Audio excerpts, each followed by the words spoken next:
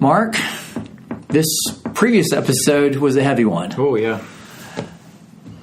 Life and death, and hearing Chris's story of a man that had gotten a young lady pregnant, even as a Christian, and yet not fully aware of maybe the best, healthiest, I guess that's my bias I'm speaking in there, but the best or the most healthiest way to deal with the pregnancy.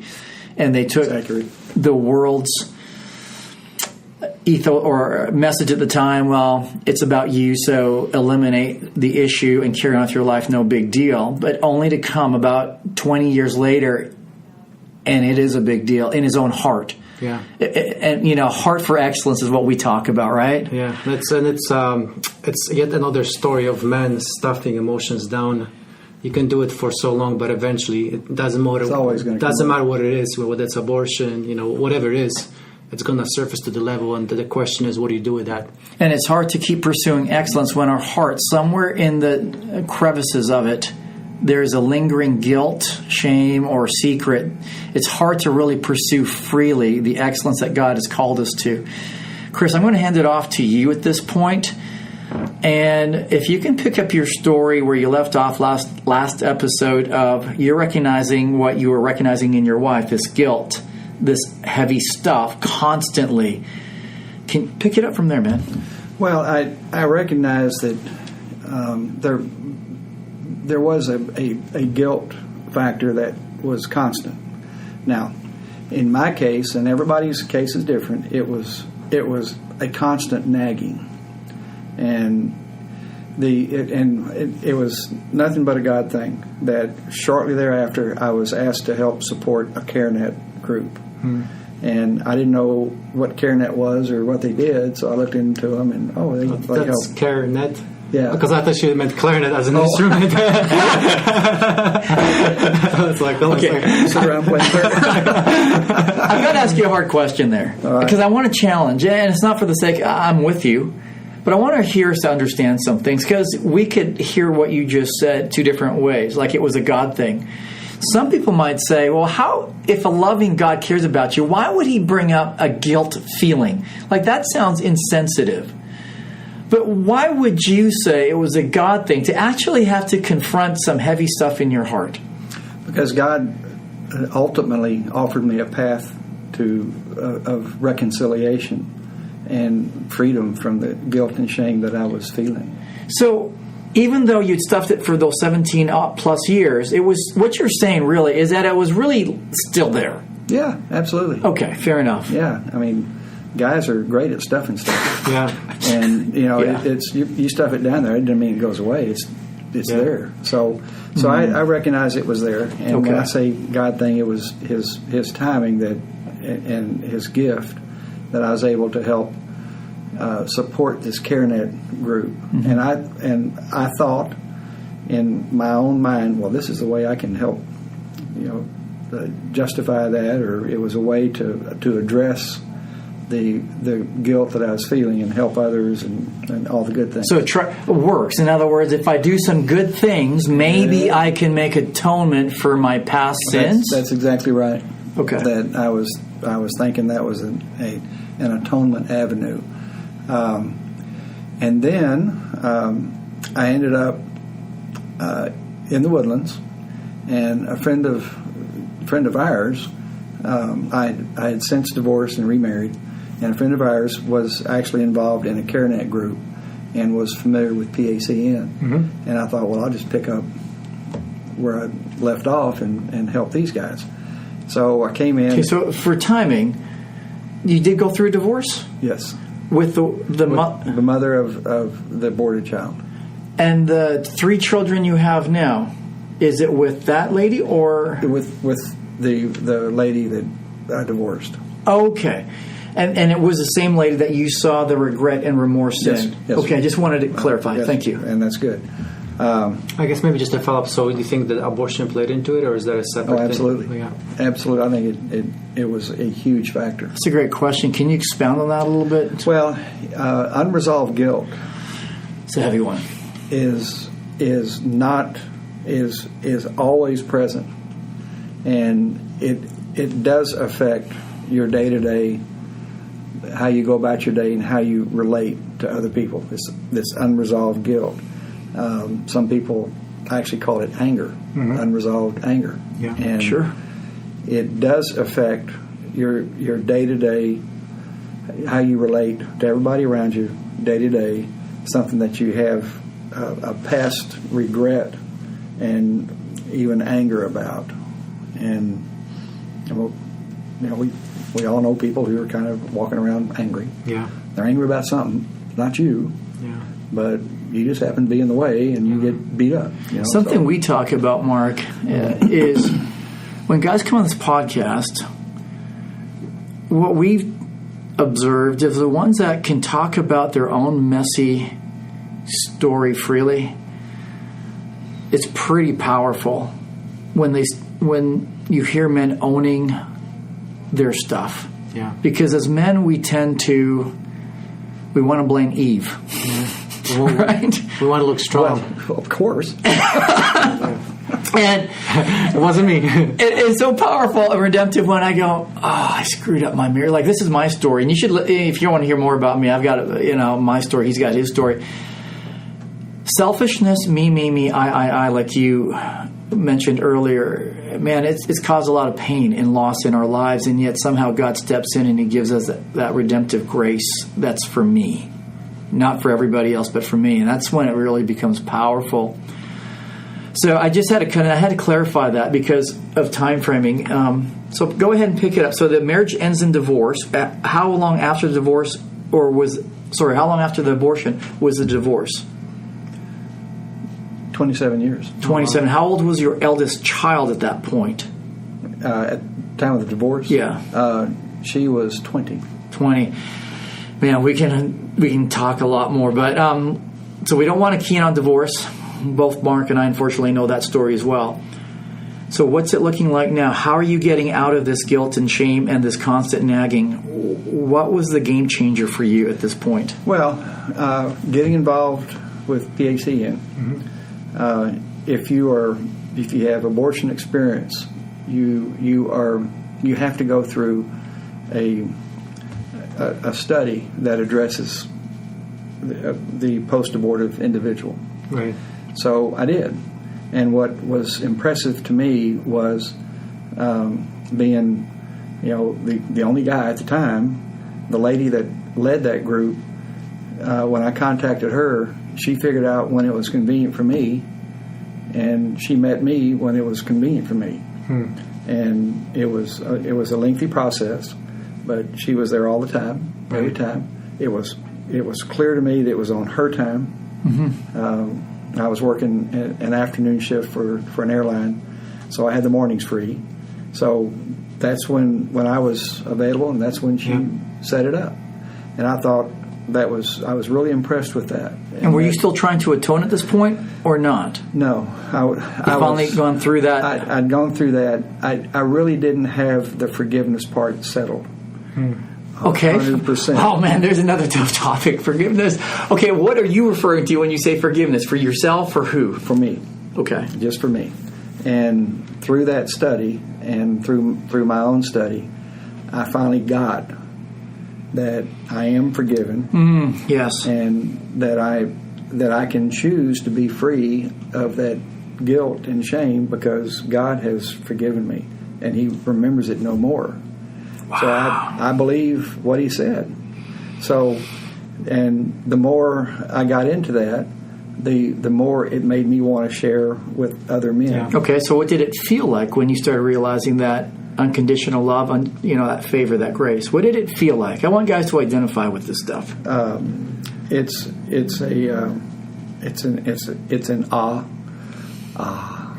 I get it, and it's. Was it like an instant moment, or just kind of slowly getting there? Well, for me, and I see this a lot. People build up to that point, and they finally get it, and I finally got it, and it was that aha moment, and it's just, I was let off the hook, for lack of better terms, but I was forgiven. And that's a hard concept for a lot of people to get, that God means what He says. Yeah. You are forgiven. Yeah. And I finally got, I am forgiven. So you'd mentioned that it nagged you for 24/7, and obviously I can, understand that that's not the case so more. What's the night and day difference experientially? Like, what does that feel like? What does that contrast look like for guys that are listening? I'm more aware of God's grace and what God has provided. Every time I see my kids, I think about them. That's thank you, and I'm just more. I mean, in general, more thankful. Yeah. I mean, of not just kids, but the fact that I found my keys when I didn't think when I thought I'd lost them.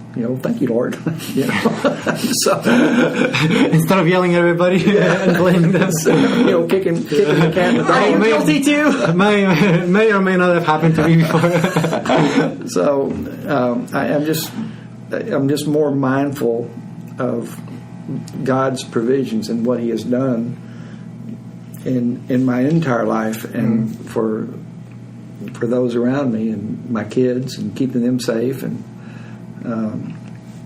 who they've become. And I've heard this saying, and maybe I'd be curious if you would say this is accurate. And it was a long time ago. I didn't come up with this. I heard this. Somebody said it.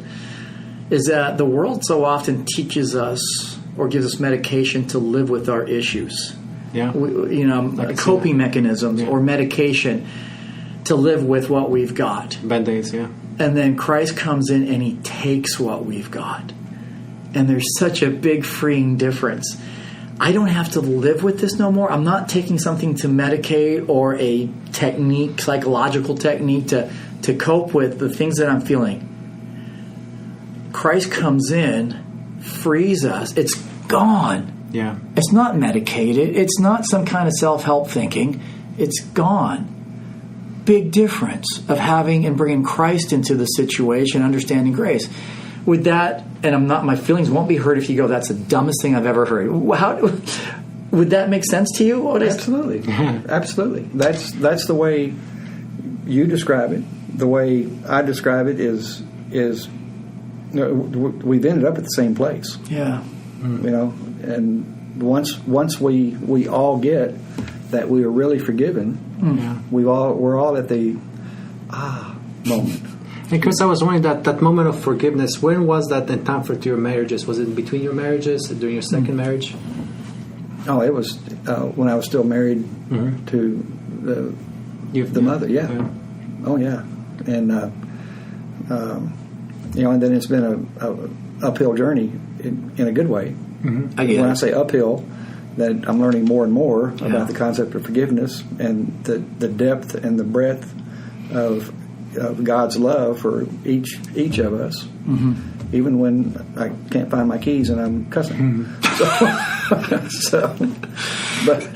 But it's just that depth of love and the provision that He's given us. And but what's amazing is that the depth of love is only, I think, appreciated when we realize the depth of the screw up or the what I call collateral damage.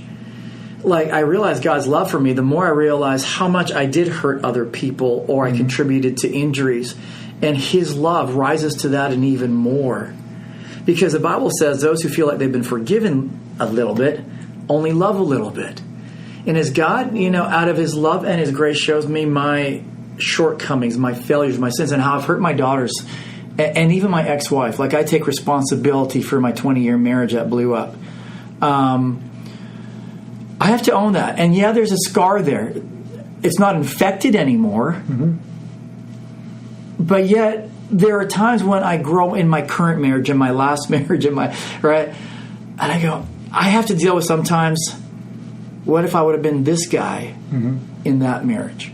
But yet, there's no condemnation, but there's a grace that comes in, and Christ says, I still got you. I still love you. Keep moving forward.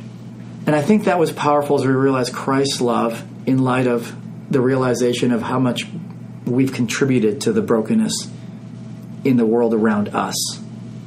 Does that? Yeah, that's very accurate.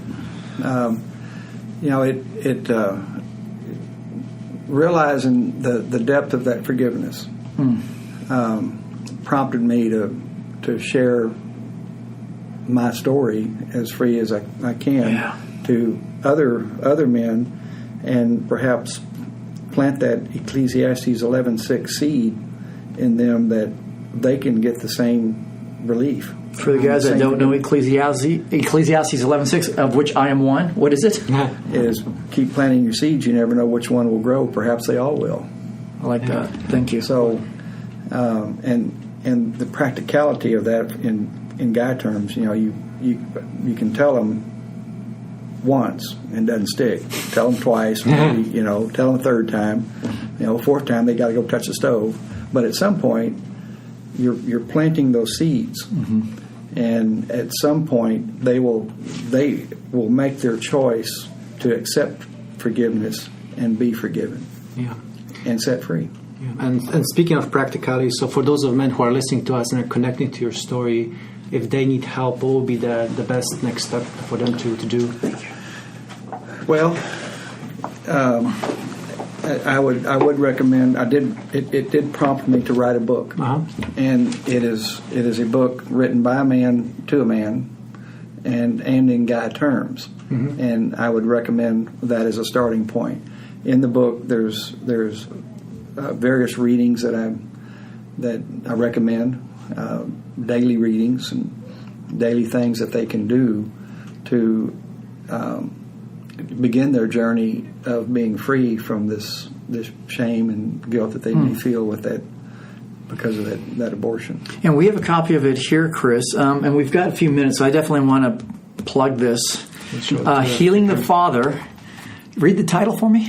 It's Healing the Father, Emotional and Spiritual Freedom for the Post-Abortive Man by Chris Rainey. So we've got just a few more minutes. First of all, before we run out of time, how can a guy get a copy of this book? Amazon.com. Fantastic. It is on Amazon. And I also have a website where if a PACN-like group would like multiple copies, I can do. I can ship direct and offer discounts in 5 or more, whatever works. Right. And Amazon right now is just one at a time, but quantity discounts are available through the website, which is healingthefather.com. Can you give us the synopsis of the book? What is the guy going to find, or when he goes through this, what is this going to address? Well, one thing he'll find is that it's okay to have a past. It's not okay to have that past affect you today, and it's okay to get it fixed. But some of the feedback that I get is that I first tell about the woman's experience and how different it is to men, and it will help a man understand how the woman is reacting, because it's different. The main thing is it didn't happen to us, and we didn't experience all the chemistry and the emotional attachment that is there, whether they wanted the kid or not. And so that helps them understand why their wife, girlfriend, or if they're still in touch, how they may be feeling a little different. Okay, so again, if a guy wants to get a hold of you, you're daily, almost daily, or very well accessible through the PACN. Yes. And the number here is? Well, or we'll just put it at the bottom of the show notes. Yeah, actually, here's a card. Thank you. And then I have my email address on there. I'm not sure if I have my phone number, but I do have my email address. Well, tell you what, here's a phone number for PACN. If guys want to get in contact with you or just learn more about PACN, the 936-441 number, 7755. So 936-441-7755. And, before we leave, I was wondering if you can answer one more question, because, periodically you find out that people who had an abortion. And what I was wondering, if I or anybody else comes across that person, what is the best way to point them in the right direction without, rubbing into the wound? Wow. Well, just ask them if they have regret about it, and if they, and you can tell by the answer. If they give you a yes, but they say no, Right. They'll say, no, I don't have any problem with it. But just tell them you know of a source that could help them with questions they may have. Got you. Beautiful. Oh, thank you. Mark, this has been very powerful, Yeah. deep, and Raw. impactful, raw. Any closing thoughts? No, Chris, thank you. Thank you so much for sharing your testimony. It just amazes me how many awesome resources are here. I mean, I lived in Woodlands for almost 10 years, and I had no idea an organization such as this existed. This has not affected me directly, but I know that there's other people who were affected. Well, the numbers are pretty staggering. Right. 1 out of 4 adults in the United States today has abortion experience. And that's a huge number. But it's the number of abortions, and for every abortion a man is involved. And it's a verifiable, so we can substantiate the numbers. Yeah. What we're going to do is episode 50, we've got a treat. We've got the executive director for the PACN. So this was 50. Was this 50? Oh, no! 51! 51! I have to save the director for 100. No, we can't wait for 49. But she's going to be with us, and it'd be so good for Bonnie and you to have you guys back on to do a podcast together and really start picking out the functions and the ministries of PACN. So we'll look forward to doing that with you. I'm pretty sure you'll be willing to do that, I hope. I would definitely be willing to do that. Cool. Thanks, guys. God bless you, Chris. Thank you for your story. Thank you for this opportunity to Thanks, guys. talk about it. Talk about life. Amen.